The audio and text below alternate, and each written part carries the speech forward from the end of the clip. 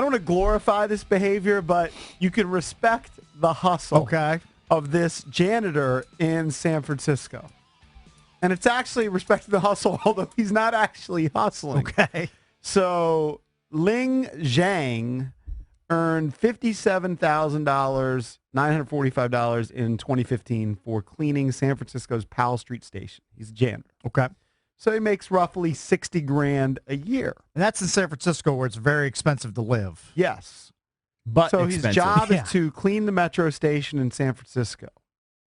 But then they found out that that was just his base pay. Okay. That you can work overtime hours. Nice. Overtime. Very nice. And as a janitor, he clocked $270,000. What? And so they were investigating. Valdez just crestfallen. He wants to move to San Francisco. Valdez literally wants to did he make steel right now? $270,000. $270K. He's part of the selling 1%. So they were starting to investigate. Meanwhile, Valdez is buying used Augusta sweaters on eBay just to survive. So they checked out his time card, and he worked every day in 2015. All right, he worked every day. Every single day? And almost every day he worked I overtime. can't relate. Well, right? yeah, he's got a work ethic. But then they actually looked into what he was doing because he's working one metro station. How much trash is there to clean, okay? It better be the cleanest damn metro spot in the country. You should eat off the floor. Right, should look like a Nordstrom bathroom. So they went he was stealing money, So basically. they went to the BART security cameras. Yeah. And on the first day, they saw him. He went into a closet twice for 54 minutes and 90 minutes. So he's sleeping. Essentially, he would hide in a closet. Might have He'd been take a nap. too. Yeah, might have been hooking it. They did take a black light in there. On the second day, they say he spent 90 minutes in the closet in the afternoon, 78 minutes later that day. Wow, that's... So basically, he was Sounds like when I worked at Indian Spring. Right. I go hide. Go to sleep. Sure. Well, what was your move? I still remember. So I go hide in the linen closet. Our buddy Bubba, EB and I, when we first got our first jobs after college, we'd get together for lunch. We worked like 10 or 15 minutes apart.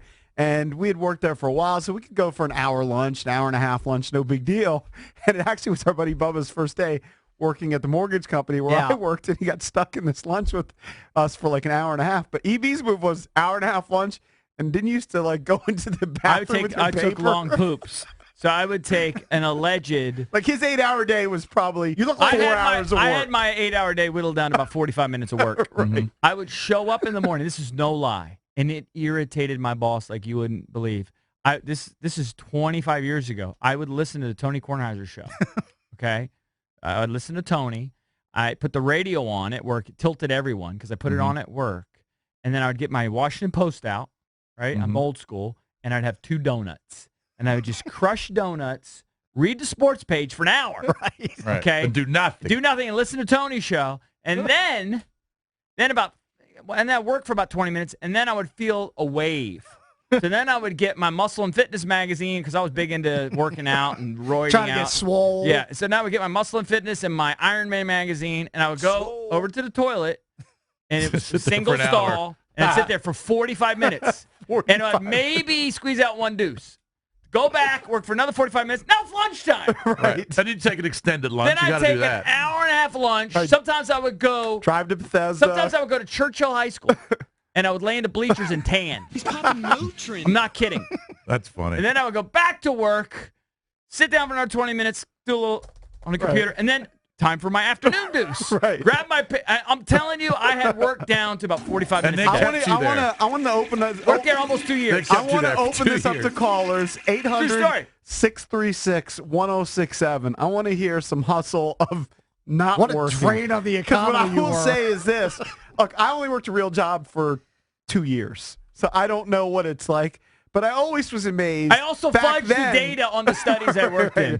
There are legitimate studies that are in of course. textbooks Right. and in published journals where my name is associated with it, You're so where proud the of this. data is fudge. You are fake news.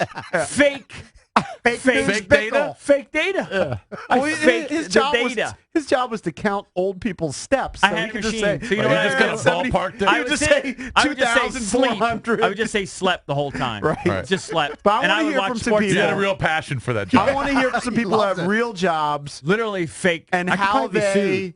how they beat the man. Essentially, they beat the system. 800-636-1067.